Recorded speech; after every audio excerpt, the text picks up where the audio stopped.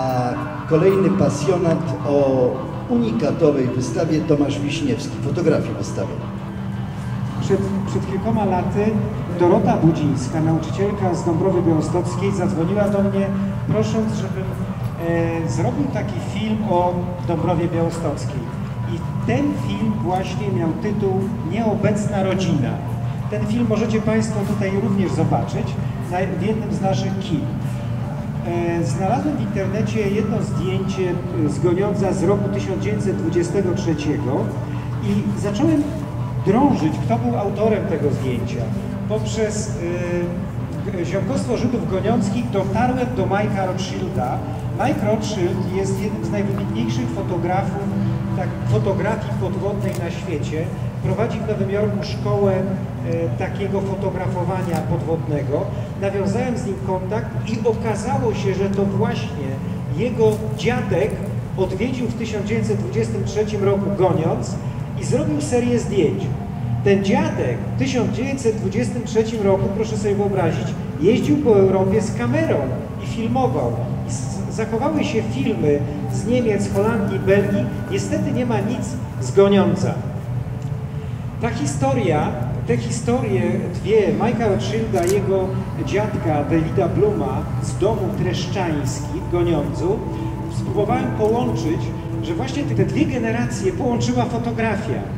I teraz chciałem wyemitować takie dwuminutowe przesłanie dla Państwa od Mike'a Rothschilda, który nam nagrał swoją wypowiedź.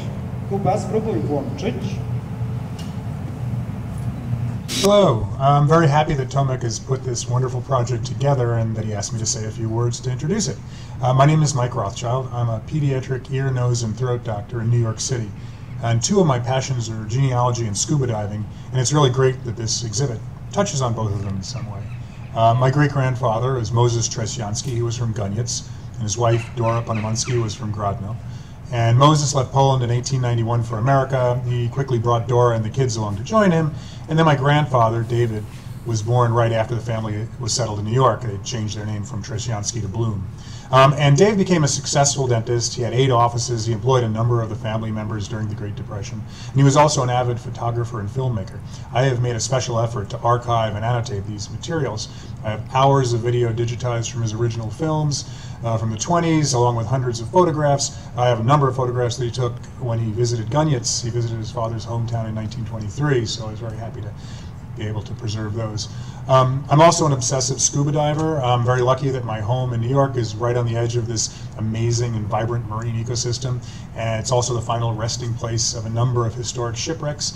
A lot of the naval warfare of the Second World War was fought right off our shores, and our divers can explore the wrecks of both U-boats and their victims. As the dive chair and the past president of our local dive club, we put a lot of effort into teaching warm water divers how to dive safely in our area. And I also recently published a children's book about the sea creatures of the New York City area. I love sharing the underwater world with other people, especially those who can't experience it themselves. So thanks very much for listening to me. Thanks for coming to the exhibition. Tomek has my contact information. I'd be happy to answer any questions that anybody might have about genealogy or diving or pediatric ENT or anything else. Thanks again. Have a great day. Mike powiedział właściwie dokładnie to samo, co ja powiedziałem, także tutaj nic nie odkryję. Chcę tylko powiedzieć, że chciał przyjechać w tym roku na tę konferencję, a skusiła go chyba bardziej Biebrza. Dlatego, że Biebrza, nie wiem, czy Państwo wiecie, jest ponoć najlepszą, najciekawszą rzeką z takim właśnie tym podwodnym środowiskiem i jest uznawana za jedną z najlepszych takich obszarów do fotografii podwodnej.